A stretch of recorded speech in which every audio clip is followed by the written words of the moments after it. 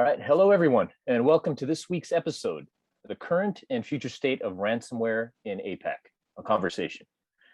Ransomware, as the year progresses, feels like it's everywhere. Sometimes, and every day, a new ransomware hack is revealed in the news or it's discovered in the dark web. It affects everything from our infrastructure with our energy grids, oil and gas, meat supplies, financial institutions, global telecoms, healthcare services, and small to medium enterprises who thought they were too small to even be targeted. Today's guests are two prominent ransomware experts in the realm of cyber threats here in Asia Pacific. Mark Fuentes, Director of Cyber Operations and Strategic Services at Horangi, and Nathan Reid, Director of Digital Forensics and Incident Response at Blackpanda. Gentlemen, thank you for joining us this morning. Thank you for having us. Great. Let's just get right into it. Let's speak about the state of ransomware globally versus APAC. First off, we're here in Asia, but ransomware victims are without borders. Same with the attackers. They seem to be without borders. What are your thoughts on the state of ransomware globally versus here locally? You could take it first, Nathan, if you like. Okay, I'll give it a shot. So what we're finding in the Asia region is the laws and regulations here are a little bit behind other countries, especially in Europe and America. And what that leads to is the motivation in order to carry out incident response or effect cyber defenses to protect against ransomware. We've seen a few cases in the region where they're okay to get a few of their devices ransomed, and they just restore the device from a backup and continue on with business. The backup works, however, they're not fixing the root cause of the issue. And so we've seen that kind of motivation with quite a few teams around here where they deal with the threat, but they don't really get to the root cause of the problem. And the maturity of the different cyber teams is still coming up to par with other countries. And so we see a low level of knowledge, potentially low political buy-in from the different sizes of the business. And that leads to a low level of defense, unfortunately, which makes it a very good target to be attacked. And so with having a low budget for being able to defend your company and potentially not having dedicated resources, it makes you a very easy target for ransomware attackers. And also on that with the regulations, we don't see a true picture of how many people do get attacked in the region because they don't have to report it most of the time. And so it could be a lot worse than what the statistics currently state. And we're not seeing a trend in a positive direction as of yet, unfortunately. What we've seen recently in the last couple of years is the number of ransomware outbreaks in the area has just been increasing, and their impact as well has been increasing along those lines. Mark, what have you experienced? I'm seeing a lot of the same. What I'm really paying a lot of attention to is a noted rise in the ransomware attacks. I think this is due to a lot of things. Ease of use is one of them. It's very easy to launch a ransomware attack, especially nowadays with the prevalence of ransomware as a service, or a lot of kits that are helping people just launch these attacks without having much knowledge into how to create ransomware itself. So the gate to enter is quite easy. We're seeing a big rise. It's easy to, not only is it easy, but the payoff is big. So low risk, high reward. So we're seeing a lot of these things happen now. These are the most prevalent. I mean, obviously, phishing and ransomware are kind of like neck and neck as we see as the higher level of attacks in the world today. But it's kind of the same. They're both based on social engineering, right? So I think I saw a stat I think a little while back from ABC News. They said that malicious emails have risen 600% in 2021 because of COVID, and that's obviously going to be either phishing or ransomware. So yeah, definitely. If I just wanted to give a statement about it, this is becoming the favorite attack vector for hackers, and not just your common cyber criminals, but also some of these I'm feeling are probably state sponsored as well. Yeah, we had a couple of instances with that, with North Korea with WannaCry and Russia with NotPetya, classic examples. That's right. And Right. As you said, the bar to entry into ransomware is lower. Some of the customer support you get on those ransomware as a service portals is fantastic. Yeah. Someone with very little or no computer experience could absolutely carry out an attack. Yeah, that's a great point. The customer service is fantastic. It actually rivals a lot of enterprises as far as the customer service on and support for some of these other legit software companies. So it's definitely easy to get into. So we're not really surprised that we're seeing this giant surge in ransomware attacks. Absolutely. And the skill set of those exploit kits, as you mentioned, because you have dedicated developers always increasing it. So as soon as a defense is put out there, they start working on a patch Brand new to one, go around yeah. it. Brand new one comes right out, right? So Absolutely. it's definitely it's the attack of the day. It's the vector of the day, and I don't see that going away for a while because it's just the success rate. Not only, I mean, the success rate is high, but it doesn't even need to be that high because it's so easy to just attack people en masse, right? And if one campaign fails, you just move on to the next one. It's not that crazy. It doesn't cost the attackers much to operate. So yeah, that's exactly right. That's what, a couple of dollars per attack, and you have a payoff of potentially thousands. Easy. That's a good ratio. Yeah, and it's a battle of numbers. So even if you attacked a thousand hosts, only if 3 or 4 of them got infected, right? You've already got a good payout. So exactly right. That's why we often try to make customers at least more secure than their neighbor, because the attack will just move on to the least secure target because it's easy. Most definitely, and I mean, it just gives us all of this stuff we're talking about just gives everyone a good idea of what we're dealing with here. Obviously we're not, we're on the other side of it. So it's really important to educate people, like you said, as to how easy these things are to perpetrate. So people need to know that it's, when you talk about ransomware, you talk about data breaches, any kind of attack, any kind of hacking attack or anything like that. Most people feel like that's happening somewhere else in the world, and it's not going to happen to them. So what I see with my clients is they always feel like it's going to happen to someone else. And that's the one thing that we have to battle while we're, trying to get people ready to fight this stuff. Absolutely. And you also have people, they need to put their mind in the mind of the attacker. So as a defending team, I need to be thinking, how would I get into a network? If there's a server with a service publicly available and it's vulnerable to remote code execution, that's an open door right there. Yeah. And so I should be moving my defenses to protect that asset and carry out patching naturally. And so I think it's prioritizing different patches that come out, especially on Patch Tuesday, seeing what vulnerabilities come out and how it affects you. Critical, yeah.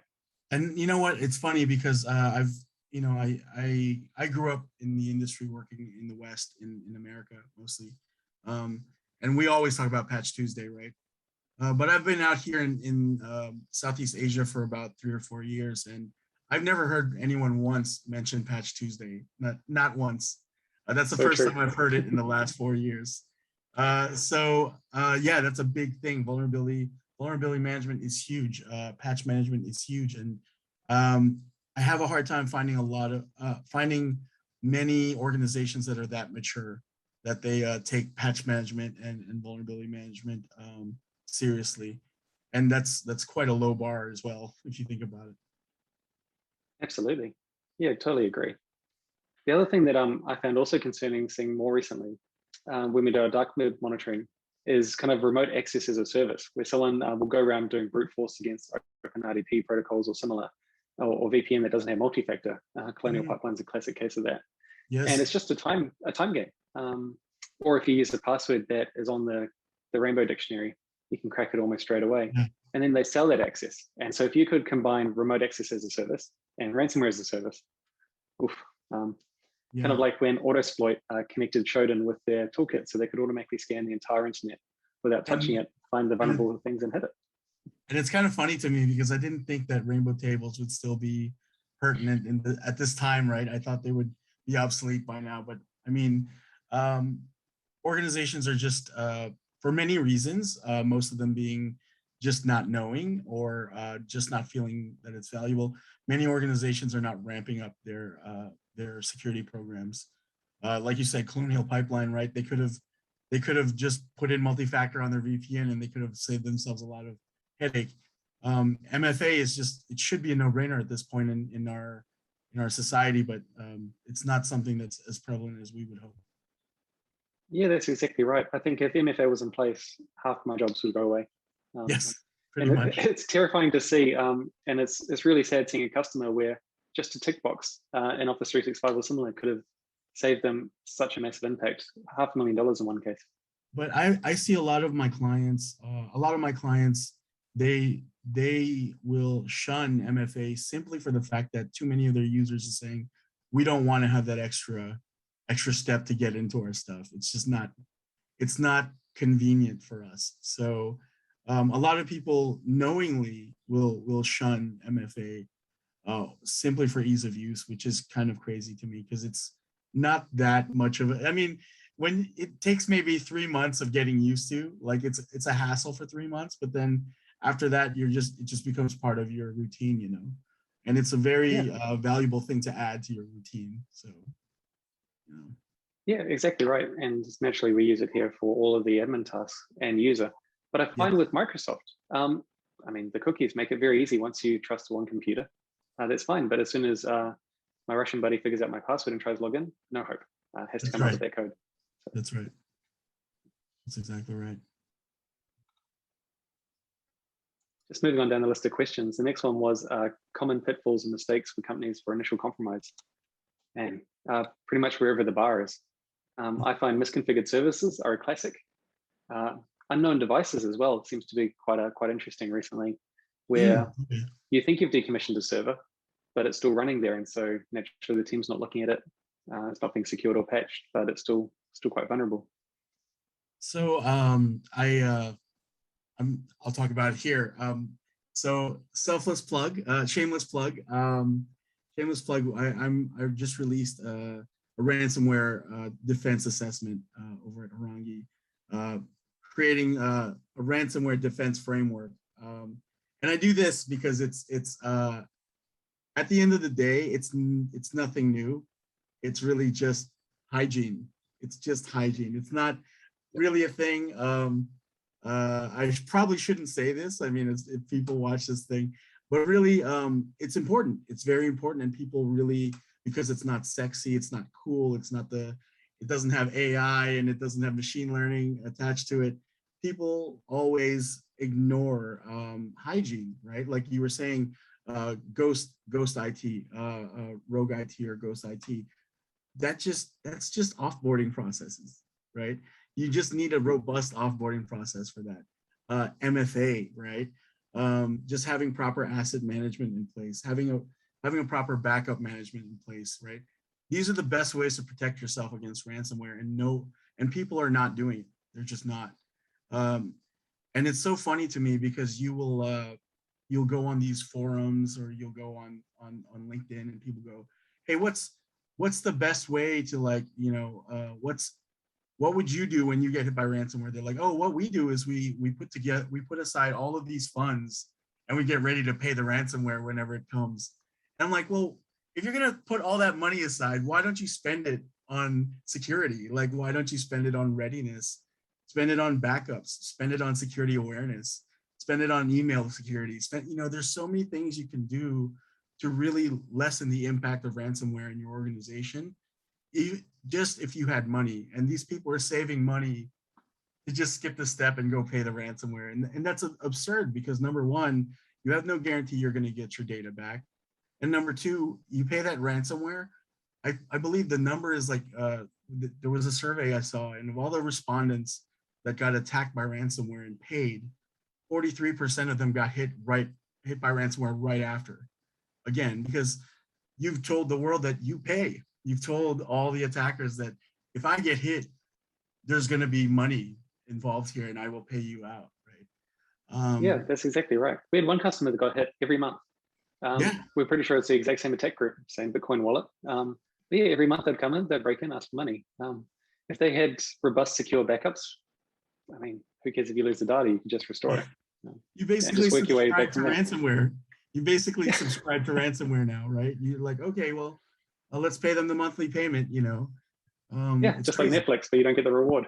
Exactly. So, I mean, for me, if you wanted, and it's a blanket statement, but if you wanted me to point to one common pitfall, it's that people don't spend enough money preparing themselves for this exact eventuality, right?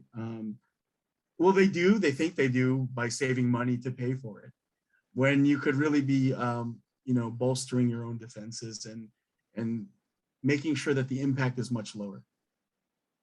Yeah, that's right. And it doesn't have to be on technology either. It could be on skilled people who can adjust your systems correctly. I've been in Asia just over a year, just in Hong Kong, and I haven't seen a network diagram. Most teams don't know what they're defending. They can't visualize it.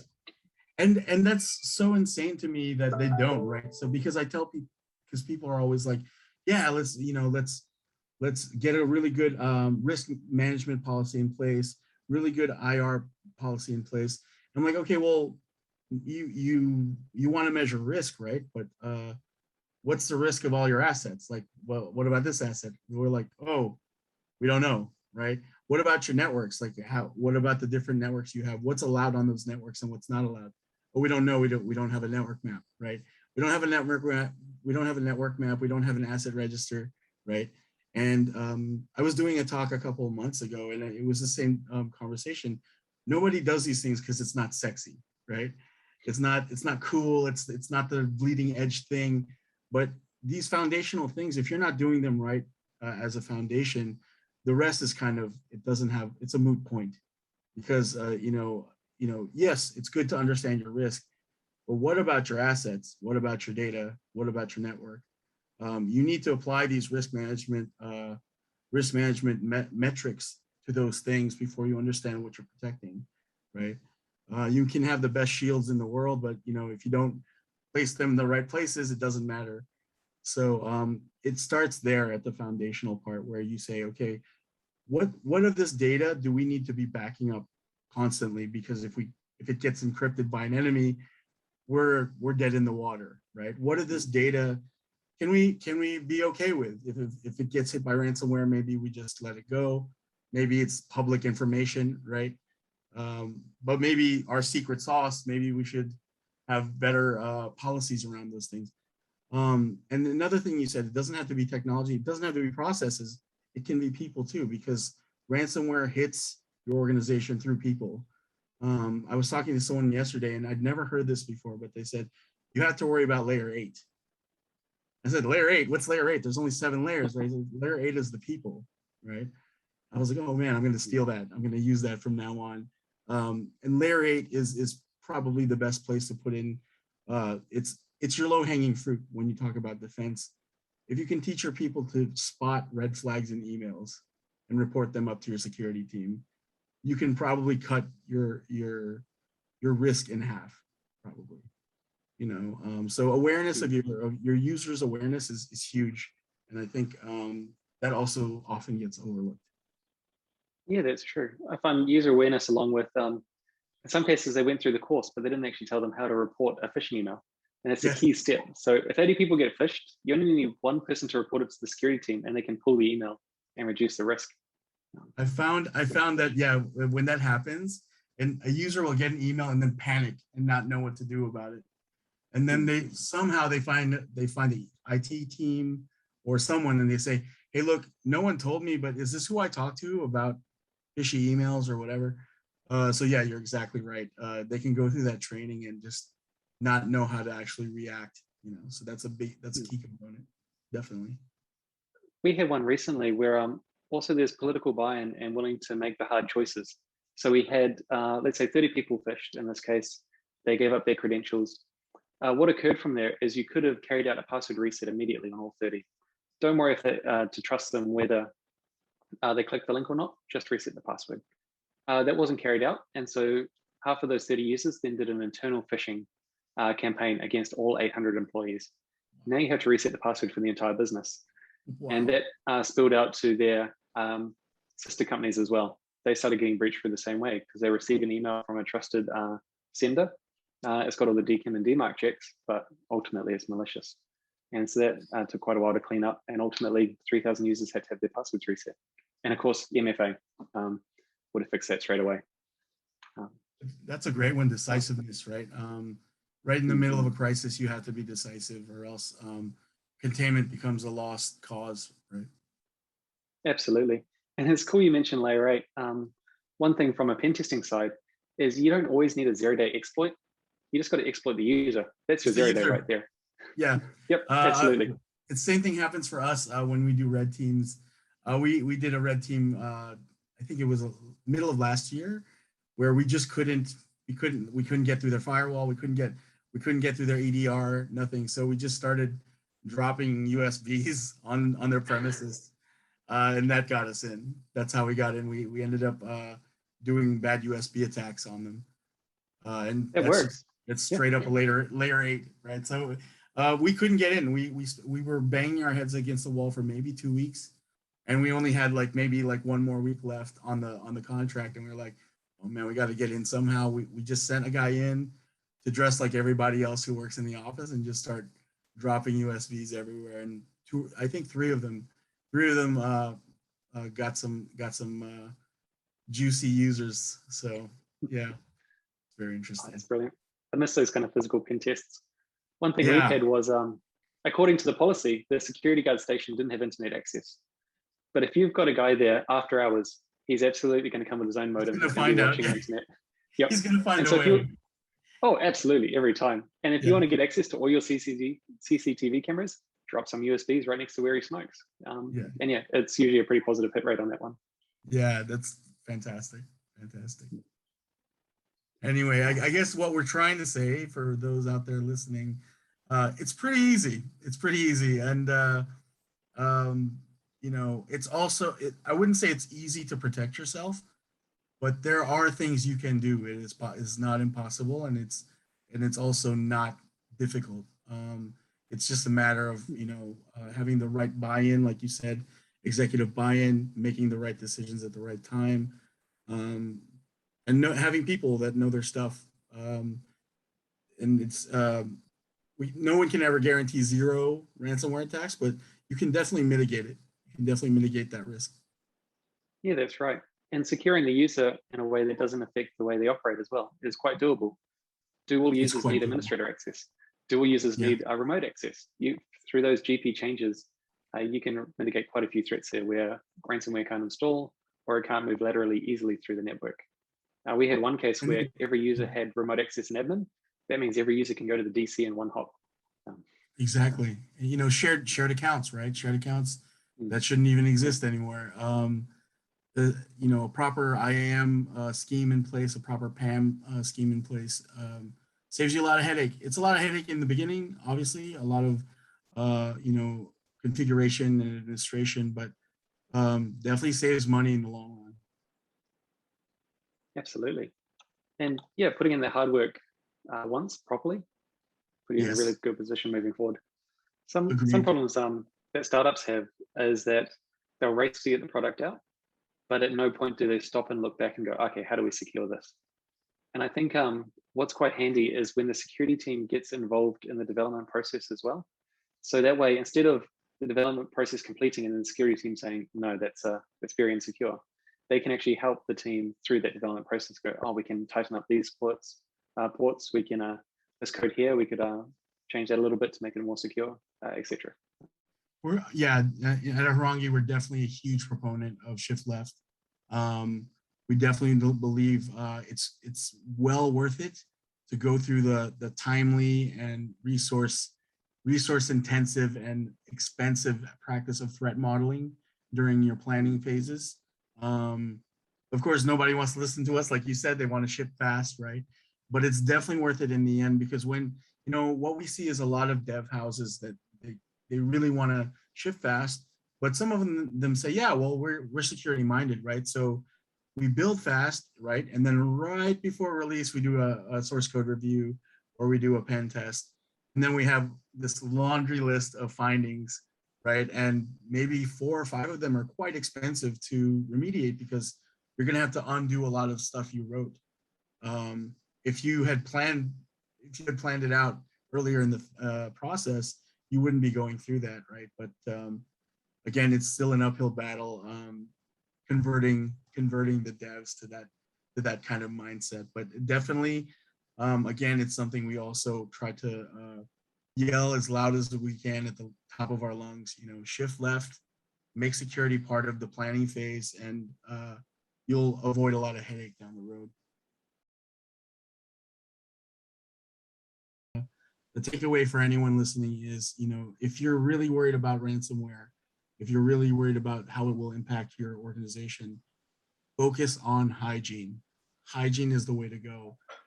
Work on your backups, make sure your people are aware, security aware, work on your asset management, your risk management, data management as well, data mapping, right? Understand what you're securing, understand what it is. If it gets hit by ransomware, how hard do we have to work to get it back, right? The foundations, work on your foundations, hygiene. That's a good point. Yeah, if they identify what do you need to operate as a business, secure that first and work out from there. Yeah, definitely, because our thought is you're going to get hit sooner or later, right? So we want to focus on response, right? And the best way to focus on response is, if something hits you, there are 3 questions you have to ask, right?